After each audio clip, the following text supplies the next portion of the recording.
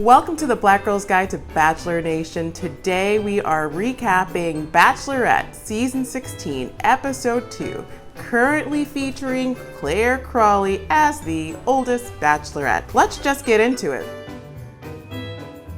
The episode starts with the men all in a room. Chris Harrison shows up, drops off the first group date card, and it says, "I'm looking for a guy who speaks to my heart." There are a lot of men on the date. The ones to know are Dale, of course, Riley, Yosef, and Bennett.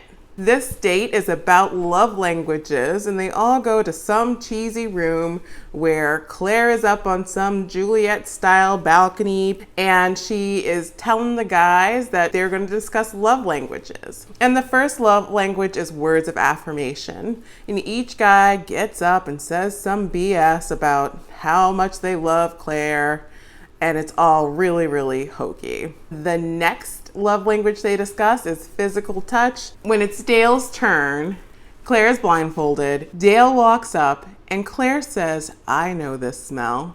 She is giddy. She rubs him up and down, and the men obviously start to get jealous. She's like, "Oh, Dale, everything is so natural with Dale. I wanted Dale on this one-on-one. I know it's early, but I couldn't wait to see him." Next up is the after party part of the date. She comes in, she makes the toast, and everyone sits around awkwardly.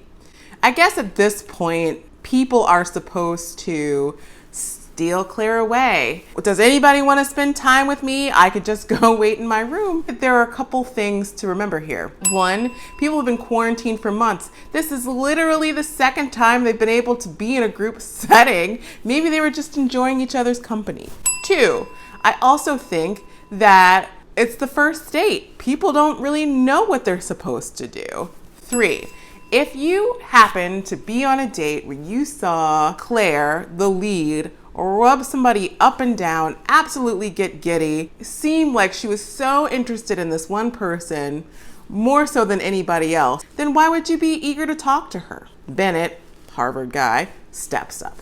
They have a conversation, and you can tell that Claire would rather be speaking with Dale. It's so much, she's so distracted by the fact that nobody wanted to talk to her. She leaves the man who did want to talk to her to go confront the other men. I think they're trying to tee Claire up for being crazy. I don't really know how I feel about that. So she goes out, she addresses the men. I was embarrassed. Riley says, "Well, let me speak for the group," and she cuts him off. And basically, she doesn't let anybody speak until Dale grabs her and says, "I'm so sorry. I feel like that this happened." He says some other BS, but I'm really starting to get the sense that she was really upset that Dale didn't pull her aside. Then she says he scares her. Really, girl, are you scared? She can barely keep herself from climbing on top of him. She has a key conversation with some guy who I don't remember. It's hard to remember any of these guys because they're not Dale. And it's not because I'm into Dale. Claire is only into Dale. This guy, Jacob, she tells him that I may be the oldest, I may not be the prettiest or the skinniest, but I have a great heart. Riley takes her to prom. They dance to Boys to Men. She kisses him. She's giddy. He's still not Dale. Riley gets that group date rose. She takes Jason on some sort of I don't know. I would imagine if they were in real life, they would probably be doing shrooms or something. Can't people still do shrooms? This date is really boring to me. I don't know if she's trying to get everybody to Dale's place to see if there's something here with any of the other guys, or if she's really just let's get this over with so I can go sleep with Dale.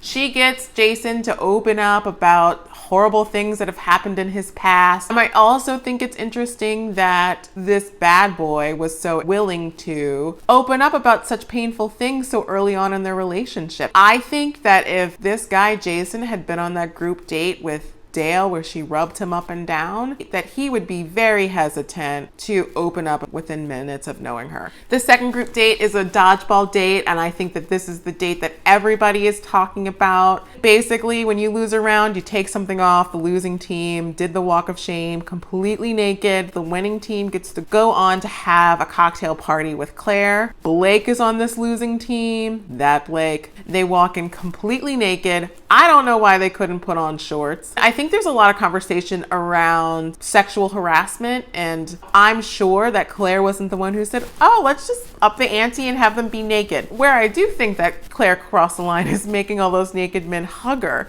Just the thought of that makes me ill, but I also feel like if you're uncomfortable about being naked and being on camera already, hugging the person who's in the power position as you're naked with all your wobbly bits, maybe like isn't great. We get to the cocktail party. Blake is walking around completely naked. Now I do have to say this about the nakedness. I had no idea what Blake's appeal was until I saw this. I could see why he would be your distant second. Blake is not having any of it. He takes a shower, puts on his clothes, freshly combs his beard, and he marches over to that other cocktail party. The guys are not pleased that he's there. He has a conversation with Clare. The men were like, I see you. This is unfair. We won fair and square. I think this is interesting because there are a couple of things happening here. One, I think that usually there's a producer who encourages this kind of behavior. But the other part of that is that I don't really know what Blake had to gain by doing this. Obviously, he's in second place. There's no reason to piss off the men by interrupting and breaking the rules. She wouldn't even kiss him at the end of it. She was like, I am not going to disrespect the other men who won this game by hanging out with you. I'm sure that if Dale were on that losing date, she wouldn't have sent him away. The other thing to know about this second group date is there's this guy, Brandon, 28. When his name and age showed up on the screen, I was like, what?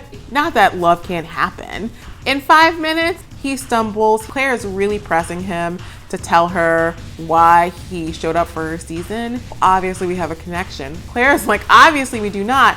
And actually, I'm not doing this anymore. You can leave now. And so she sends him home mid-date.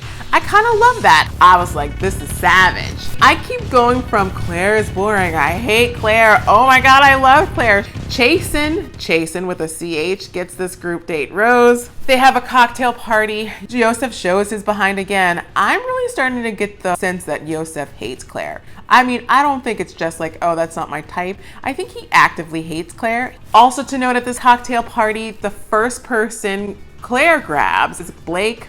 She gives him a rose in advance. That hardly ever happens. The second person up is Dale. I mean, come on, Claire. Get it together. Keep it in your pants. Slip him your room number later. She says she has a gift for him and she pulls out the blindfold, puts it over his eyes. She felt like they didn't finish their physical touch. She then says to him, thank you for being so good to me. Claire, he hasn't done anything. I mean, Claire. I guess what's happening is that the producers, they all seem to know that we know that Claire picks Dale and somehow exits the show. But it makes it hard to get invested in the relationships and in the other people and in the other things. It makes it hard to get behind Claire. I also think that there's some cultural things happening with me and with Claire. And like, even though we're close in age, we would have been in school together at the same time. And she's definitely not the kind of person that I likely would have been friends with. At some points I'm really relating to her, and some points I'm really, who is this? Let's get to the stats and Black Lady rants.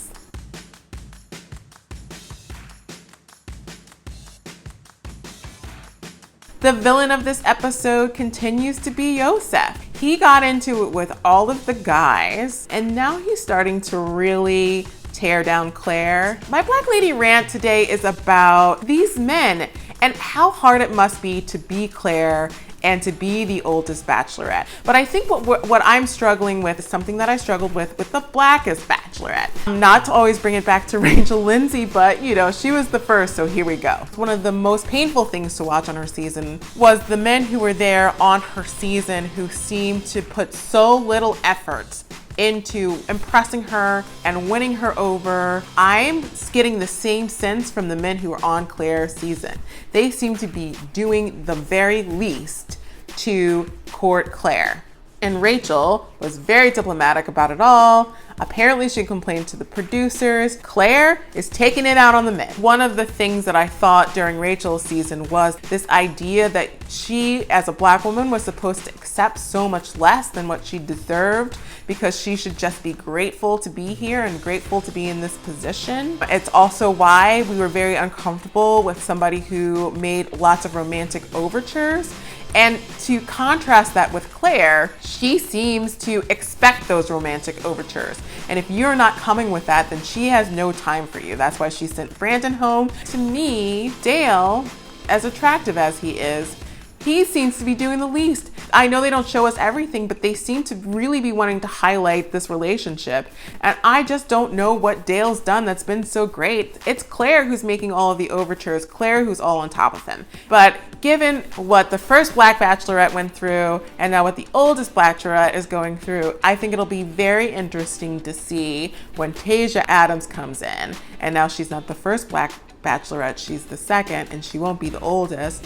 I think she's in the sweet spot age-wise at 30. It will be interesting to see how hard the men are going to be willing to work to woo her, more so than they were with the other two. All right, I think that's it.